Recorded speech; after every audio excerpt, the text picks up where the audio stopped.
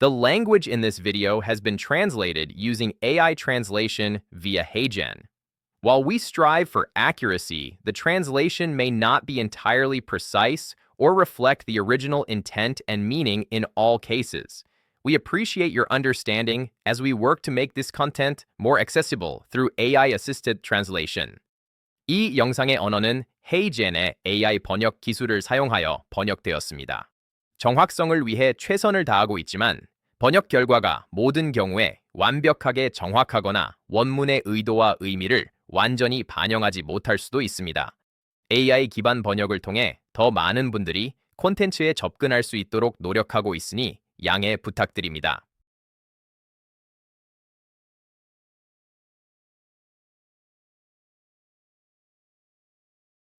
좋아요. 다시 돌아오신 것을 환영합니다. 이제 화합물 하위 집합의 프로필을 평가하는 방법과 처음에 어떻게 선택하는지에 대한 몇 가지 실용적인 예시를 살펴보겠습니다. 그리고 나서 이 맷캠 스튜디오 튜토리얼의 마지막 섹션인 매치드 몰레큘러 페어 분석으로 넘어가겠습니다. 그럼 우리가 멈췄던 부분부터 다시 시작해보죠. 이제 읽어볼 겁니다. 방금 내보낸 2600개의 화합물 세트를 읽을 건데 이들은 클래스 1에서 폭발적으로 생성된 제품들이었습니다.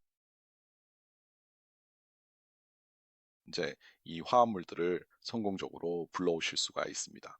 그리고 299개의 예시 하위 집합에 모두 속해 있었던 각각의 화합물들은 고유한 식별자가 따로 있다는 점에 특별히 주의 깊게 살펴봐 주시기를 부탁드립니다. 제품 클래스 열에서 EDX로 시작하는 식별자가 있는 반면 예시로 사용되지 않고 가상으로 남아있는 화합물들은 이 열에 아무런 항목이 없습니다. 이 점은 우리가 다음에 수행할 분석 작업에서 중요해질 것입니다.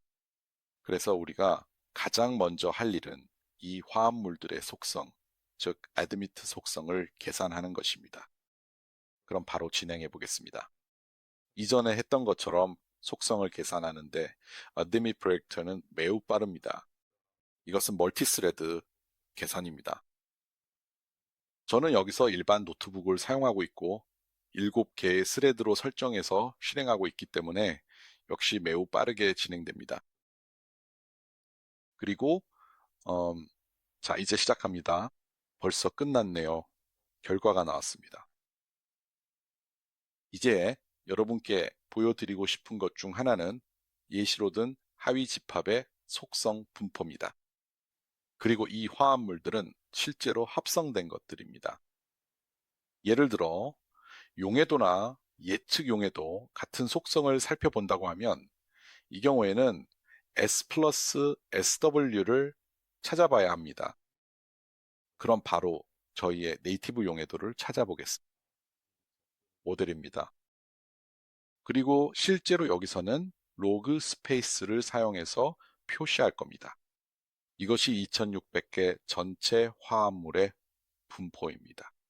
이제 예시로 든 화합물, 즉 299개만 보고 싶다면 간단히 검색 기능을 사용하면 됩니다. 이 기능은 편집 메뉴 아래에 있습니다. 텍스트 찾기 또는 단축키로는 컨트롤 F를 사용하면 되는데 워드나 엑셀에서 하듯이 그냥 컨트롤 F를 누르면 됩니다. 그리고 이 제품을 클래스 열에서 검색하세요. 즉 검색 속성은 product in class가 됩니다. 사실 무엇이든 검색할 수 있지만 여기서는 무엇만 검색하나요? 이 열에서 EDX를 검색하고 그냥 진행하시면 됩니다. 그러면 product in class 열에 EDX, 즉 식별자 항목이 있는 모든 화합물이 선택됩니다. 그리고 차트 업데이트를 선택하세요. 차트 1의 헤더 상단에 있습니다. 이렇게 하면 선택된 화합물, 즉 예시된 집합과 남아있는 가상 화합물 간의 분포가 겹쳐서 표시됩니다. 여기서 볼 수 있는 것은 예시된 하위 집합에서 더 높은 용해도, 더 높은 예측 용해도를 가진 화합물에 대해 상당히 강한 편향이 있다는 점입니다. 이 경우 바로 이것이 여러분이 원하는 결과입니다. 또한 이 특정 차트에는 두 개의 서로 다른 축, 즉 두 개의 Y축이 있다는 점도 주목하세요. 오른쪽에는 선택된 화합물, 즉 299개의 화합물에 대한 스케일이 있고 왼쪽에는 다른 Y축이 선택되지 않은 화합물에 대한 것입니다. 그리고 이런 종류의 플롯은 어떤 속성에 대해서도 만들 수 있습니다. 예를 들어 admit risk에 대한 유사한 분포를 보고 싶다고 가정해 봅시다. 간단히 admit risk를 속성으로 선택하면 됩니다.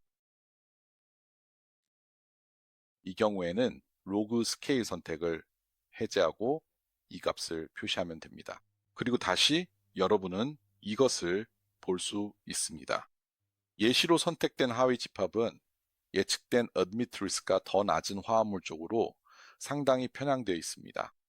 보시다시피 이 하위 집합의 설계에 많은 노력이 들어갔다는 것을 알 수 있습니다. 그리고 다음으로 보여드리고 싶은 것은 여러분이 직접 하위 집합을 선택하는 방법입니다. 이것은 꽤 쉽게 할 수 있습니다. 가장 먼저 해야 할 일은 실제로 케미스트리로 이동하는 것입니다. 그리고 우리가 이전에 사용했던 것으로 돌아가서 바로 클래스 생성 옵션을 사용합니다. 이전에 했던 것은 클러스터링이었습니다. 하지만 이제 우리는 단일 클러스터를 다루고 있습니다. 이 모든 화합물들은 실제로 여기에서 나왔습니다. 이전 클래스 1에서요. 그래서 이 모든 화합물들은 사실상 하나의 클러스터입니다. 그래서 이번 경우에는 클래스를 생성할 옵션으로 단일 슈퍼 클래스를 선택할 것이고 곧 그 이유를 알게 될 것입니다. 그리고 이제 클래스로 가보면 당연히 클래스가 하나만 있습니다. 이 시점에서 어떤 구조가 스캐폴드로 사용될지 정의해야 합니다. 화합물을 나누거나 분석하기 위한 목적입니다. 즉 코어와 R그룹 표현 측면에서 말입니다. 이제 이 작업을 하려면 마우스 오른쪽 버튼을 클릭해서 스캐폴드로 이동한 다음 최대 공통 부분 구조를 사용해 스캐폴드를 정의할 수 있습니다. 그러니 이 작업을 진행해 보세요. 기본 설정은 그대로 두고 이 옵션을 선택하면 됩니다. 이게 우리의 스캐폴드입니다. 여기서 한 가지 더 주목해 주세요. 조금 더 고급 기능에 관한 것입니다. 예를 들어 여러분이 스캐폴드를 가지고 있고 에틸기와 프로필기가 있다고 가정해 봅시다. 그리고 이 MCS, 즉 최대 공통 부분 구조 방식을 사용해서 코어를 식별하면 아마도 에틸기가 포함된 확장된 스캐폴드를 코어로 인식할 것입니다. 그러면 실제로 원하는 방식인 에틸기와 프로필기 대신 수소와 메틸 치환기가 남게 됩니다. 그래서 만약 그런 상황에 처하게 된다면 직접 코어를 손으로 편집할 수도 있습니다. 마찬가지로 스캐폴드 메뉴에서 라쏘 기법을 사용해 코어의 정의를 세밀하게 조정하거나 수정할 수 있습니다. 예를 들어 여기서 이 전체 화합물 집합을 코어로 삼는 대신 실제로는 이 부분만 코어로 지정하고 싶다고 결정할 수도 있습니다. 이렇게 하는 것도 가능합니다. 다시 말해 스캐폴드가 어떻게 식별되었는지에 대해 수동으로 약간의 손질을 할 수도 있습니다. 여기서는 그냥 취소하겠습니다. 지금 상태 그대로 두겠습니다. 이제 코어를 정의했으니 테이블로 이동할 수 있습니다. 그리고 소프트웨어는 다시 한번 2600개의 분자를 코어와 R그룹 기준으로 분류해 보여줍니다. 이 시점에서 실제로 하위 집합을 선택하는 단계로 진행할 수 있습니다. 따라서 이를 위해 테이블에서 R그룹을 사용하여 하위 집합 찾기 옵션을 찾을 수 있습니다. 먼저 이 옵션을 선택한 후 최적의 하위 집합 찾기 항목에서 직접 어떤 속성을 사용해 하위 집합을 정의할지 정할 수 있습니다. 예를 들어 용해도에 대해 최적화하거나 여러 속성을 포함하는 admit risk에 대해 최적화할 수도 있습니다. 속성들입니다. 예를 들어 admit risk를 사용하고 싶다면 제한되지 않은 R 위치의 최소 개수를 1, 최대 개수를 3으로 설정합니다. 총 4개가 있고 각 하위 집합에 포함되는 화합물의 수는 이 경우 100개로 꽤 괜찮은 편입니다. 그리고 이것이 소프트웨어가 출력할 해답의 개수입니다.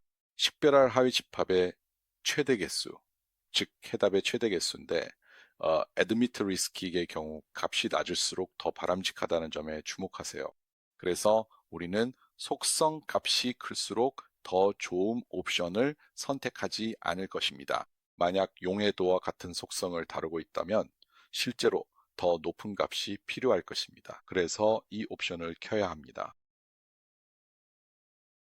우리는 이 설정을 사용하고 확인을 누르겠습니다. 그러면 소프트웨어가 실제로 식별을 진행합니다. R그룹 조합이 어떤 결과를 내는지 보여줄 것입니다.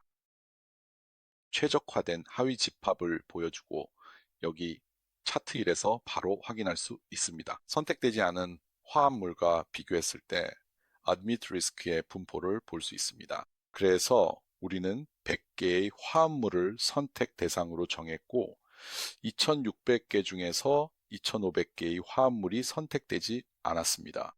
보시다시피 선택된 하위 집합에서는 admit risk가 낮은 화합물에 매우 강한 편향이 나타나고 선택되지 않은 화합물과 비교할 때 그 차이가 뚜렷합니다. 좋습니다. 그리고 여기 있는 이 화살표를 사용하면 선정 과정에서 도출된 여러 솔루션을 순차적으로 확인할 수 있습니다. 그리고 그래프가 실시간으로 업데이트되어 속성 분포가 어떻게 나타나는지 보여줍니다. 좋습니다. 그러면 이 라이브러리 설계 작업의 해당 부분은 여기서 마무리하겠습니다. 이제 주제를 바꿔서 매치에 대해 몇 가지를 보여드리고자 합니다. 분자 쌍분석, 즉 활성 또는 속성, 절벽 탐지라고도 불리는 기법입니다. 그리고 제가 활성 또는 속성이라고 말하는 이유는 보통 이런 종류의 분석은 활성에 대해 수행되기 때문이고 그래서 종종 활성 절벽 탐지라고도 불립니다. 하지만 이 분석은 소프트웨어 내에서 가져오거나 계산할 수 있는 어떤 속성에 대해서도 적용할 수 있습니다. 그래서 이를 위해 우리는 다른 하위 집합을 불러올 것입니다. 이제 우리는 이 Discovery Set에 있는 이나마인 화합물 집합을 불러올 것입니다. 그리고 앞서 본 것처럼 이런 작업을 수행할 때 첫 번째 단계는 속성을 계산하는 것입니다. 그래서 우리는 이렇게 할 것입니다. 계산을 선택하고 속성 계산을 승인한 다음 바로 계산을 진행하겠습니다. 여기에는 2000개의 화합물이 있어서 꽤 빠르게 진행될 것이고 여기에는 활성 데이터가 없습니다. 그래서 이번 연습에서는 속성만 사용할 것입니다. 그리고 우리가 조사할 것은 어떤 화학적 변화가 우리가 선택한 예측 속성에서 가장 극적인 변화를 일으키는지입니다. 그래서 첫 번째 단계는 화학 메뉴 아래에 있습니다. 여기에서 쌍을 생성하는 옵션을 찾을 수 있습니다. 그리고 여러 가지 옵션이 있습니다. 하지만 가장 중요한 것은 어떤 속성에 대해 이 작업을 할 것인지입니다. 예를 들어 활성 컬럼을 선택할 수도 있고 이번 경우에는 기본 용해도를 사용할 것입니다. 매개 변수에 만족한다면 그냥 확인을 클릭하세요. 그리고 이 계산 역시 멀티 스레드로 진행됩니다.